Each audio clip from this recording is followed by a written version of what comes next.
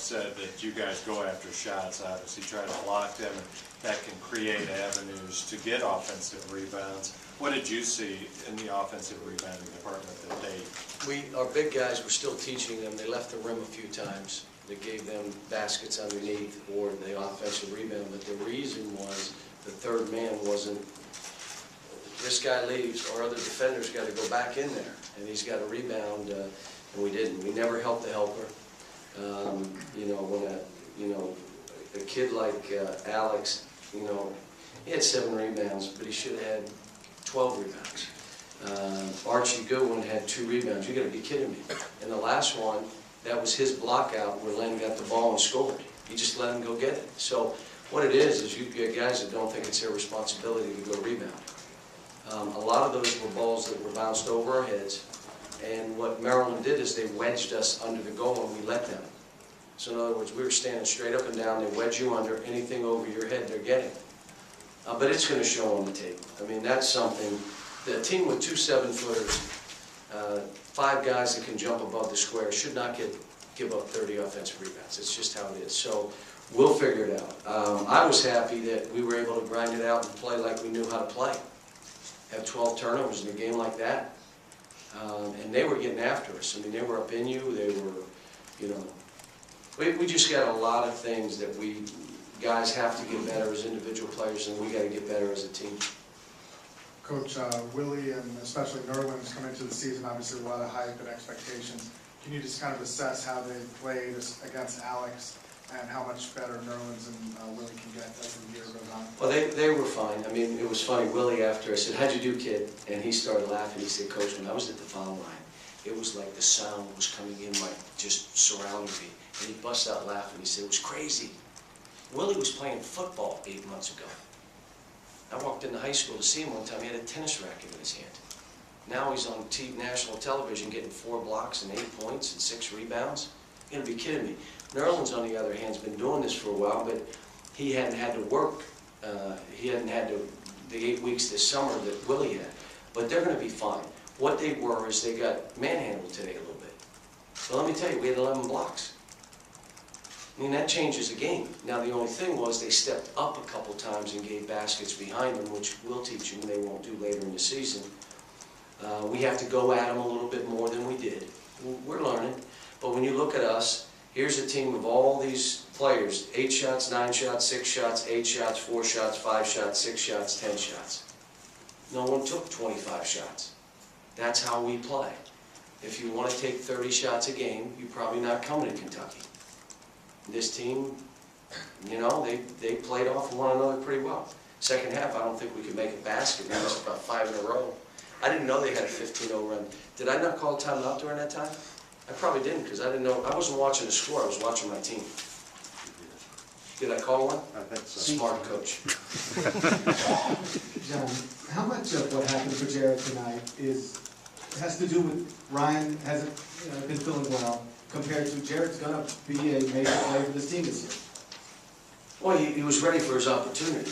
And as a coach, there's nothing that makes me happier. And I told the whole team was hugging him in there. And Ryan was too. I told Ryan and Alex, I know you're better than you both played. And I'm fine. Just come back the next game and play better. I don't take this personal. My job is to care about each one of these kids and help them get better, including Jared Polson. My job is to hold the bar high on a guy like Kyle. You got to rebound and defend. You're not here just to shoot balls. On Archie Goodwin, you got to rebound the ball. Alex Poitras, you have to be a better defender. You can't.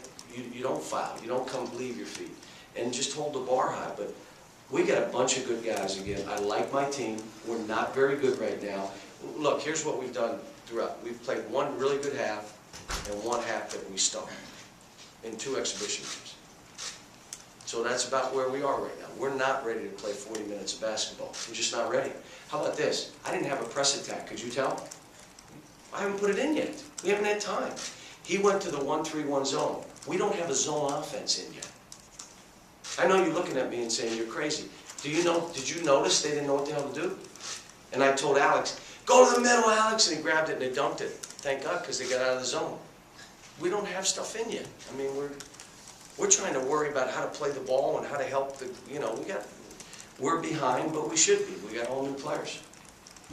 Coach, can you talk a little bit about what you saw in that Maryland team, maybe starting with Alex and some of the young players they have? Well, Alex was a beast, and when his confidence grew as we got screened and he got some stuff around the goal, and then he quick bounced and spun and got one in and made the jumper. I mean, he played well. He's going to be really good. Dez was a little bit anxious because it's the first one out of the gate, but he's going to be outstanding. They missed some threes that they'll make. They missed and they were open, so it wasn't like we guarded them. But I'll have to tell you, they're a team that fights like crazy. Shot 76% from the free throw line. They needed to make a couple more threes, and they beat us. They're 2 threes away from beating us. Instead of going 3 for 19, go 5 for 19, and you beat us. And I told them with Dez as another guy that can create havoc, I think they're going to be really good. John, I wondered what you thought of the play where Jared stole the ball, ripped the ball from On the free throw line? Where he ripped the ball from Faust. Was it in the free throw and line? then went in and scored under Mitchell. Yeah, what we did, we were doing a thing with the big guys. And I told Julius, go back, and I just said, Jared, stay up there and try to get anything deep. My thought was if it bounces deep, go get it. Well, he just kept going. And again, what I'm telling Ryan, you have to be the high energy guy. That's all he did today. It's high energy.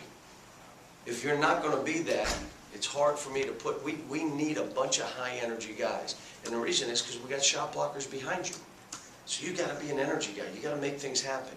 If they try to beat you, they're going into shot blockers. Again, 11 blocks. We got 11 blocks. Kyle was an ancillary piece last year, and you could tell his aggressiveness from the start. I'm just curious, what type of dialogue have you and he had since the end of last season, just about tonight, about him kind of coming to the forefront a little The bit? biggest thing I'm saying to him is, what are you going to do to help us win if you're not making shots? What do you do? I love it when you make shots. It makes the game easy for us. But when you're not, what are you going to do? You must rebound. You have to defend better. You have to be tight with the ball. You can't be turning it over on an offensive play where a guy just tips it from you, which happened. Today he had a couple blocks, had a couple rebounds, 6 rebounds. I want him to be more than just a shooter. I want him to be a basketball player that can make shots. It's just like I want Nerlens to be a basketball player who can block shots. Or Willie, a basketball player who happens to run real fast for a 7-footer. Not an athletic 7-footer. I want them to be basketball players. Anything else? Last question for Coach. Coach, you've obviously had a lot of great point guards in the last 4 or 5 years. How are you going to have to play differently this year without a Marcus Teague or a John Wall, and what can you expect from Ryan going forward? We're going to be fine. Ryan has all my confidence. He's been sick. He had the flu.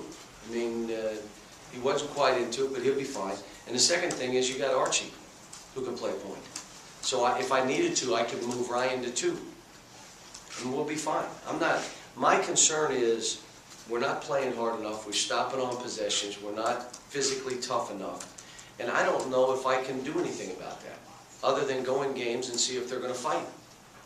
And the next game we play is Duke on Tuesday. Now, you're either going to fight or you're going to get beat. The passes we're throwing, they're denying every pass. They're denying. So you don't get a body on somebody to get open, you're not getting open. The stuff we're doing, they're going to run gaps and try to steal. Are you ready for that?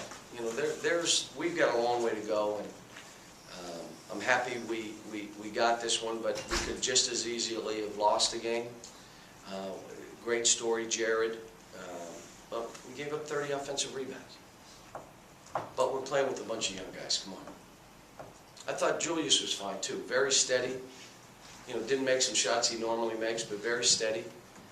He's going to be good for us too. I'm excited about him. Thank you.